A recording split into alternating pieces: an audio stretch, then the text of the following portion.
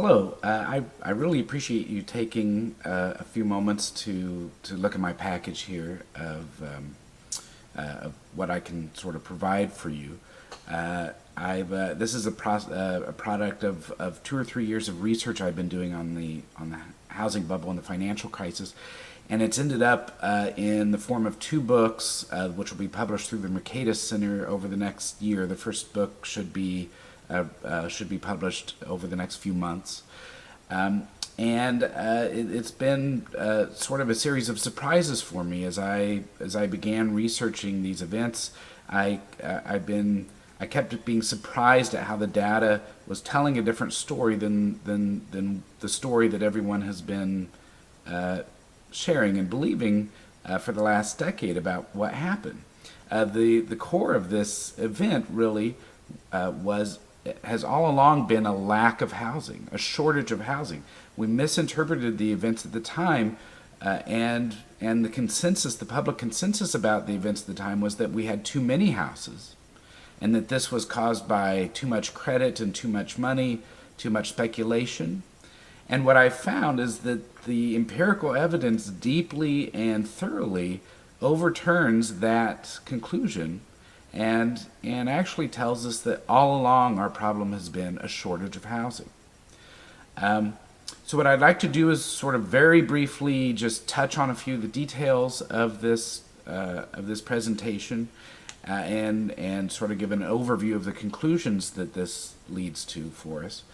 And really, this is such a broad project that the empirical data that underlies everything is deep and broad enough that there's a range of ways that I can present this for you. I can do anything from a short keynote address or a luncheon speech, anywhere up to an afternoon-long or day-long workshop where we really get into the details and the nuts and bolts of what's been happening for the past 20 years.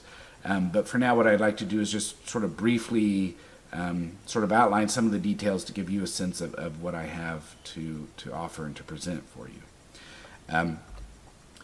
The first basic fact is that we've never had too many houses any time in recent history in this country. Here's a graph that I have of Census Bureau measures of the total number of housing units, and this orange line is units per capita. The red line is units per adult. Both of these measures did grow quite a bit in the 70s and 80s, and they topped out in the late 80s and early 90s.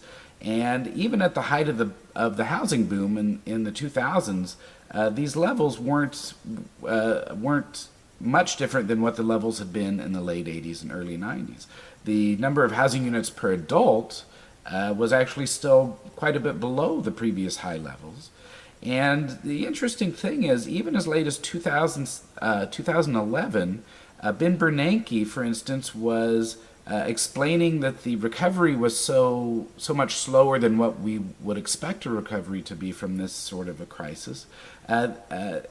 He explained that the reason the recovery was so slow is because we had such an oversupply of housing during the boom that in 2011, he said we were still working off the oversupply. So residential investment was still low. Housing starts were still low. He said this in 2011. But by the census measures of housing units per adult, in 2011, we were at a 25-year low. Now, in the years since then, housing units per adult have been in free fall because we've engineered a decade-long housing depression. So by today, now we're near a 35-year low in housing units per adult. Ben Bernanke was very wrong in 2011, but that was even wrong in 2005. I will tell you, even in 2005, we didn't have too many houses.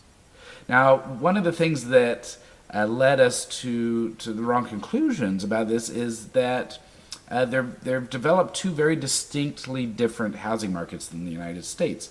We have just a handful of cities. I would call out New York City, Boston, San Francisco, and Los Angeles.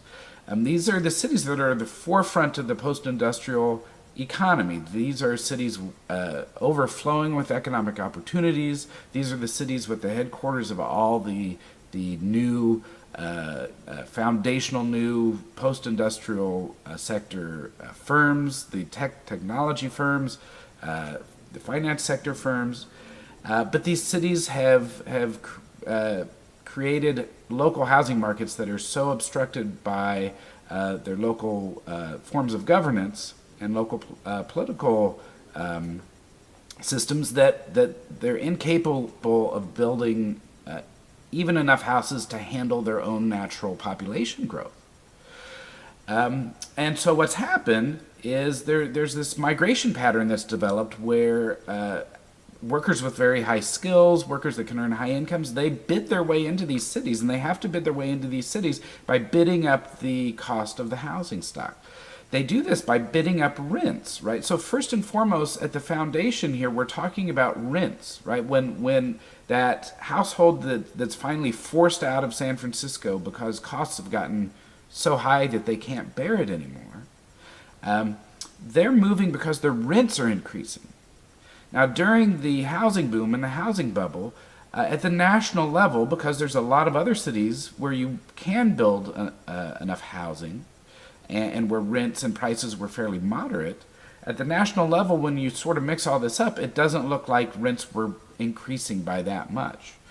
But at the same time, prices were really rising, right? So it looked at the time like prices were totally unrelated to rents. And so the story we all shared, the conclusions we came to about what was happening, were all about prices, out of control prices. And that naturally led us to assume that this was about out of control credit supply. It was about aggressive lending, aggressive selling, speculation. But if we break everything out by city, we see that rents actually explain everything that happened. So this is a graph where on the x-axis we have the median rent for any given city, and the y-axis is the median home price in a city. Now, in 1991, which is the green dots here, there wasn't much difference across cities. They all had pretty similar costs and prices, rents and prices.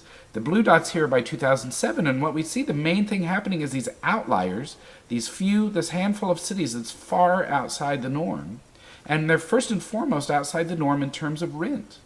Right? And because we solved all the wrong problems, because we misinterpreted what was happening, and so we instituted policies to bring down prices over the last decade, we did nothing to solve this supply problem. We did nothing to solve the rent problem. So rents in those cities now are even more outlandish. They're even more far away from the typical city. And at its base, the story of the housing bubble is a story about rents, about rising rents. And it's a story about migration, this migration, the migration that doesn't happen, of the millions of households in this country that would look for economic opportunity and are locked out of these cities. I call these the closed access cities. And there's also every year tens or hundreds of thousands of families that have to move out of those cities, typically families with less means, more financially marginalized families. They're the ones that have to move because they're pushed out by the rising costs. So we get this turnstile migration pattern. So this is a chart that shows net domestic migration for the closed access cities, which is the orange line here. It's very negative, and actually during the housing boom was actually facilitating housing expansion in the rest of the country, because that's the only place we can expand housing because of these cities and their obstructions to housing expansion. So what the housing boom was actually doing was facilitating the movement of families that were being pinched by high rents out of those cities into more affordable places. Now, we would prefer that they could live in those cities affordably, but the housing boom was actually providing a means for them to decrease their housing consumption, decrease the value of the home that they were living in. Now, there's another part of the story, right? You may wonder, well, what about the cities like Phoenix or places like Florida and Las Vegas and inland California? These were places that also had a housing bubble in terms of price, but these are places that build a lot of homes, right? So there were two parts of the bubble here, And so we may wonder, well, what caused the bubble in places like Arizona and Florida? And the thing is, the story there is also a story about a housing shortage, believe it or not. Because what happened is the thing that makes those places different than every other place in the country is that those are the landing spots for all the migrants, for many of the migrants coming out of the closed access cities. So in terms of net domestic migration, Florida takes a lot of the migration that comes from the Atlantic Northeast, and naturally a lot of that migration out of coastal California goes into inland California and Arizona and Nevada. So actually what happened in those cities was they had a migration event. They had a sort of refugee crisis, right? And so the dark line here is the net domestic migration in those cities, and you can see that in 2004, 2005, during that period, they were overwhelmed with this wave of immigrants. Now, if you're just looking at a city like Phoenix and you just see the city, you see that their housing permits from 2002 to 2005 increased by something like 50%, and during the same period, their prices doubled. So again, this looked very convincingly like a story about excess credit, about speculation, about a frenzy of buying activity. But if you look at the individual households that were on the margin, filling those new houses, these are households moving in largely from places like California. The households moving into Phoenix were moving to Phoenix to reduce their housing consumption. They were moving from houses that had rents and prices much higher than the houses they were moving into Phoenix. So Phoenix also had a housing shortage. That rise in housing permits during that period of time only matched about 1-for-1 with this rise in migration.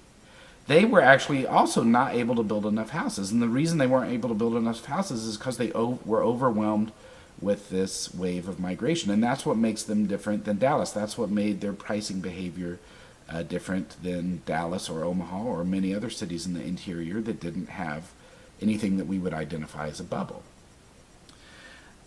So what happened is supply basically explains everything that was happening during the boom, and one of the signals that researchers thought was a clue to how credit supply might have been causing this to happen was in a handful of cities, homes at the low end, homes in the low tier markets, increased in price by much, much more than homes at the high end of the market. But this only happened in a handful of cities, and it was the cities that I mentioned. It was Los Angeles and San Francisco, New York City and Boston. It was a phenomenon that only happened in those cities. Now, I've discovered the reason for that phenomenon, which goes into a lot of details about price activity over time in those cities. I'm not going to go into that now. That's an example of something that we could really spend a lot of time on in, say, a longer workshop or something, really going into the details of how we can come to this new conclusion about what happened. But suffice it to say, it wasn't, there were only a handful of cities where that signal happened. And where that signal happened, it actually wasn't a credit supply that created that difference in price changes. But if we look at every other city in the country, if we look at 90% of the cities that don't have this closed access problem, and here I show Atlanta and Seattle, they're very different cities, right? Seattle had relatively high prices, but I don't call them a closed access city. They still build more than the average amount of new housing. They could build more, and prices there are a little high, but they build enough to avoid this sort of turnstile migration pattern. Atlanta, of course, has very loose building rules, and they build a lot of homes, and they've been growing very quickly. And so prices there were very moderate throughout the housing boom. Now, what this graph shows is within each city, I've divided homes by zip code in terms of the lowest price zip codes up through the highest price zip codes. And what we can see is throughout the boom and the bust, up till late 2008, in both of these cities, as well as most other cities that you can look at of any kind, all the zip codes, all the prices throughout the city moved at similar rates. So if you compare the typical zip code at the low end of the Seattle market and the typical zip code at the high end of the Seattle market, they increased their value about the same, and even in the first half of the housing bust, they were losing value at about the same pace. In other words, the signal that some researchers have thought they found of credit supply, right? So if credit supply increases, and if credit's being aggressively supplied to credit-constrained zip codes, which would tend to be more low-price zip codes, right? You would expect to maybe see prices in those zip codes rise as those buyers are induced to overpay and to push prices up to an unsustainable level, right? That's what we thought the story was at the time during the bubble. But actually, this didn't happen in most places. That signal just isn't there.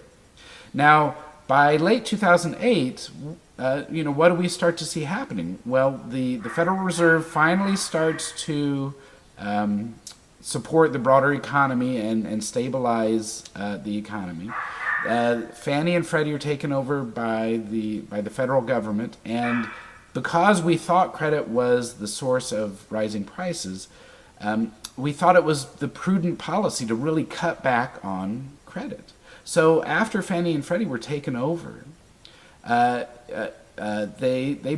really tightened up lending standards. Now, during the housing boom at Fannie and Freddie, for instance, the typical FICO score, if you look at the range of FICO scores that their book of business was related to, or the FICO scores that their borrowers had, if you look at, say, FICO scores above 740 versus FICO scores below 740, they were actually trending toward higher FICO scores throughout the housing boom. And what happened if you look at Fannie after 2008, they had a little less than $3 trillion worth of mortgages at the end of 2008, and years later they still had just under $3 trillion worth of mortgages.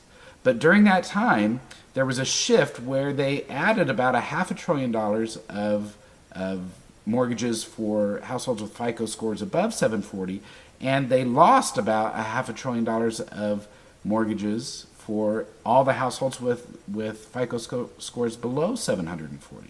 They basically shut down the lending market to the bottom half of the market that had traditionally for decades had access to mortgages. So what we see happening after 2008 is now we see this credit signal. Now in every city across the country, what we see is low-tier housing collapsing after the Federal Reserve thought it had stabilized the economy. So it did stabilize the economy in the top tiers, and it stabilized housing markets in the top tiers. In the top tiers of all these cities, home prices only declined slightly after that. They did stabilize those markets, but they actually imposed a crisis on low-tier housing markets after 2008 that was totally unnecessary, totally unrelated to anything that had happened during the boom. It wasn't credit to those households that had caused home prices to rise during the boom. And then we had a second wave of credit tightening with the passage of Dodd-Frank in 2010. And if you look at the house price trends in every city, you can see this deviation happening first in 2008 with the conservatorship of Fannie and Freddie, and then in 2010 with Dodd-Frank, where high-priced homes sort of remain level, and low-priced homes just collapsed. And we imposed these policies because of mistaken conclusions about what had happened during the housing boom. So what's happened is housing is for an owner, for a buyer, is more affordable than it's ever been.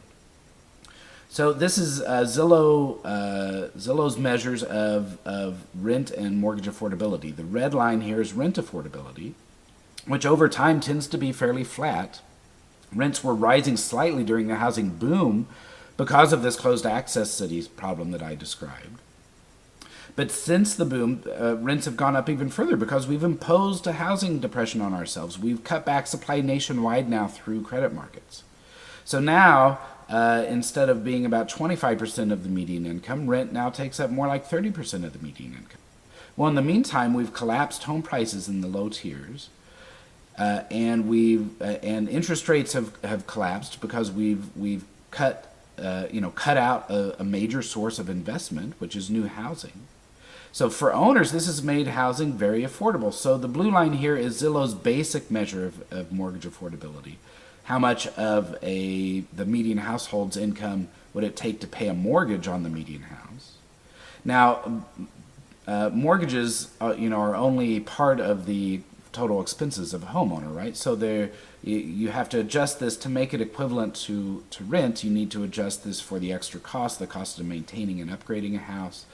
And there's also the inflation element in a mortgage, right, where the mortgage rate you're paying accounts for the inflation over time in the dollars you're going to be repaying with. So in that way, an owner may be paying more in cash expenses because of the inflation portion of their mortgage payment. So if you make these adjustments, if you adjust mortgage affordability to account for these differences, that's what I've done with the yellow line here. And we see that with the yellow and the red line, mortgage affordability and rent affordability moved more or less in line with each other for decades. These markets are actually fairly efficient. On the margin, there is probably a small time, a small scale landlord who owns a few properties, who's making that decision on the margin as to whether another property is worth the investment for the rent that they can gain from that. There are many ways on the margin where these markets can equivalate, and we see for decades up to the crisis, they appear to have been in a natural, efficient balance. Now, since we imposed a credit crisis on ourselves in 2007, and since the affordability for a buyer has diverged from the affordability for renters, because we've undercut prices and we've caused interest rates to decline as a result of all these public policies.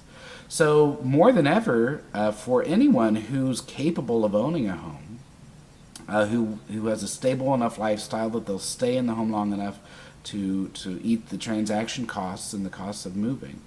It's never been close to as affordable as it is now for a typical family to move into a home. What's keeping them from doing that are public policies that simply lock them out of the market. So there's some surprising conclusions, right, that we can come to from all these findings. This turns everything sort of on its head. Everything we think was risky is actually safe, right? Everything we thought was a problem we should actually be doing more of, right? America needs more homes and more homeowners, and America needed more homes and more homeowners even in 2005. So that's what I've learned, is that the bubble was caused by a shortage of housing. We need more home building, we need more homeowners. All of these things are to the public good. So that pre-bubble rise in home ownership was healthy and it was sustainable. It really had nothing to do with the rise in prices. And the bust that happened afterwards was unnecessary and avoidable. So millions of families now, whether they're working class families, whether they're young families that haven't built up a large enough down payment for today's standards, there are many types of households who naturally would be homeowners and should be homeowners who've been locked out of the market. And the way we solve the affordability problem is by turning those renters into owners. And that's a very easy thing to do if we can get them access to ownership, because their affordability will naturally improve as a result of that transition. So when we look back, these low-tier markets look like they are risky and dangerous, right? There's been a lot of volatility in their prices, right? And if we think that credit supply was the thing that caused the bust and the financial crisis, then all those mistaken conclusions lead us to see all those markets as risky. But actually what happened is we imposed a one-time shock on those markets. And the thing is, you can't take away the credit for those markets twice. We've already removed credit access for those markets. You can't destroy the first-time home buyer market twice. We've already cut that market down quite a bit. So the prices and quantities in those markets have taken a one-time hit. That actually makes now the future expectations we should have of those markets safer. They should be healing, right, over time. So they should be less volatile than high tier markets because they don't have any further to drop, right?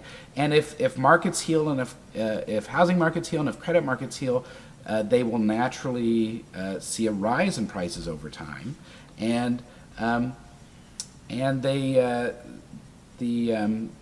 this will lead to sort of a whole set of things that will happen. Interest rates will rise, home prices will rise, but that will still be very affordable for those families. Home building should expand. We're short of homes by the millions at this point. And all of those things working together should bring rents down. All of these things for the good, are for the good. And as a public service, the activities that we engage in to help people become buyers, to help home builders build homes that are profitable for them to build. All of these things are part of the healing process that we need to engage in to overcome the wrong turns that we've been taking over the last decade. And so, I think at the end, this is really a motivational story for those of us who are working in the industries that can do that.